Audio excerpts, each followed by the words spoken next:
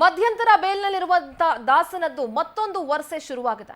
ಮಧ್ಯಂತರ ಜಾಮೀನು ವಿಸ್ತರಣೆ ಕೋರಿ ದರ್ಶನ್ ಅರ್ಜಿಯನ್ನ ಸಲ್ಲಿಸಿದ್ದಾರೆ. ಈಗ ಆಲ್ರೆಡಿ ಮಧ್ಯಂತರ ಬೇಲ್ನಲ್ಲಿದ್ದಾರೆ ದರ್ಶನ್. ಈಗ ಮತ್ತೊಂದು ವರ್ಷೆಯನ್ನ ಶುರು ಮಾಡಿದ್ದಾರೆ. ಮಧ್ಯಂತರ ಜಾಮೀನನ್ನ ಎಕ್ಸ್ಟೆಂಡ್ ಮಾಡಿ ಅಂತ ಎಕ್ಸ್ಟೆನ್ಷನ್ ಕೋರಿ ಮನವಿಯನ್ನ ಸಲ್ಲಿಸಿದ್ದಾರೆ. ದರ್ಶನ್ಗೆ ಇನ್ನೂ ಶಸ್ತ್ರಚಿಕಿತ್ಸೆ ದಿನಾಂಕ ಫಿಕ್ಸ್ ಆಗದೇ ಇರೋ ಹಿನ್ನೆಲೆ ಹೈಕೋರ್ಟ್ಗೆ ಅರ್ಜಿಯನ್ನ ಸಲ್ಲಿಸಿದ್ದಾರೆ ನಟ ದರ್ಶನ್ ಪರ ವಕೀಲ. 6 ವಾರಗಳ ಮಧ್ಯಂತರ ಜಾಮೀನನ್ನ ನಟ ದರ್ಶನ್ ಪಡ್ಕೊಂಡಿದ್ರು. ಡಿಸೆಂಬರ್ 11ಕ್ಕೆ 6 ವಾರಗಳ ಜಾಮೀನು ಅವಧಿ ಮುಕ್ತಾಯ ಆಗುತ್ತೆ. ಇದರ ಬೆನ್ನಲ್ಲೇ ಜಾಮೀನು ವಿಸ್ತರಣೆಗೆ ಕೋರಿದ್ದಾರೆ ದರ್ಶನ್.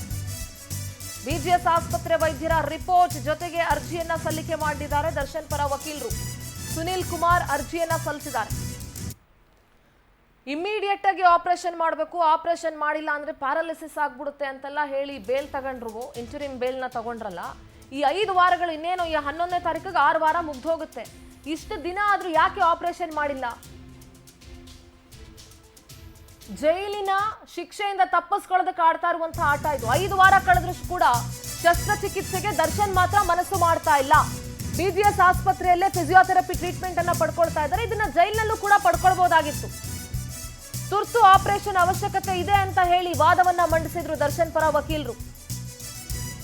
ಇದಲ್ಲದಿದ್ರೆ ಲಕ್ವಾ ಹೊಡೆಯುತ್ತೆ ಅನ್ನೋ ವಾದ ಕೂಡ ಮಾಡಿದ್ರು. ಆಪರೇಷನ್ ಮಾಡದೇ ಇದ್ರೆ ಲಕ್ವಾ ಹೊಡೆದು ಬಿಡುತ್ತೆ ಅಂತ. ಈಗೇನಾಗಿದೆಯೋ ಗೊತ್ತಿಲ್ಲ. ಆದ್ರೆ ಶಸ್ತ್ರಚಿಕಿತ್ಸೆಗಾಗಿ ಬೇಲ್ ಕೊಟ್ಟರು ಕೂಡ ಆಪರೇಷನ್ ಆಗಿಲ್ಲ. ಆಪರೇಷನ್ ಮೀನಾಮೇಷ ಎಣಿಸ್ತಾ ಇರೋದು ಯಾಕೆ? ತಡ ಮಾಡ್ತಾ ಇರೋದು ಯಾಕೆ? ಇದೀಗ ಮತ್ತೆ ಮಧ್ಯಂತರ ಬೇಲ್ ವಿಸ್ತರಣೆ ಕೋರಿ ಅರ್ಜಿಯನ್ನ ಸಲ್ಲಿಸಿದಾರಲ್ಲ.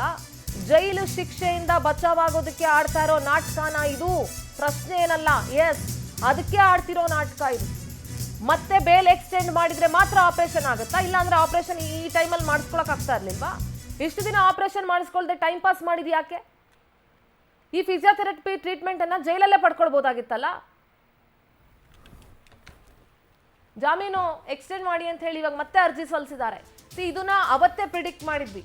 ಮತ್ತೆ ಎಕ್ಸ್ಟೆನ್ಷನ್ ಕೇಳ್ತಾರೆ. 6 ವಾರ ಮುಗಿಯೋವರೆಗೂ ಆಪರೇಷನ್ ಮಾಡಿಸ್ಕೊಳ್ಳಲ್ಲ ಅಂತ. ಅದೇ ಸತ್ಯ ಆಗಿದೆ.